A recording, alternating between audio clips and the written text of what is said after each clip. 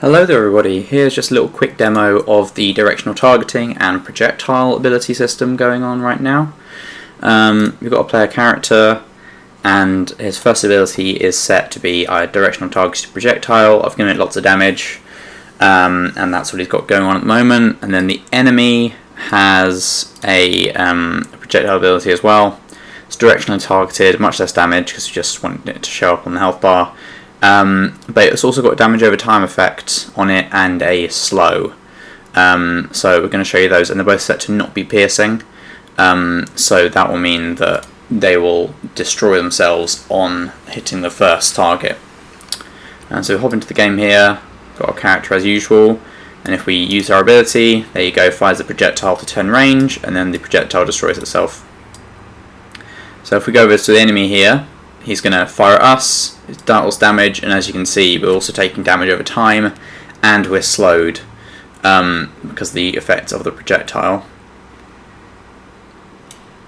Now we're going to move into range and fire our own projectile, which destroys our target because we hit them. If we hop out of the game once again, get our enemy respawning, and now what we'll do is we will turn off the enemy's sphere collider, because that's their aggro range. This will mean that the enemies won't be able to target us. We'll create a second enemy quickly, just for demonstrative purposes. Move him along a little bit.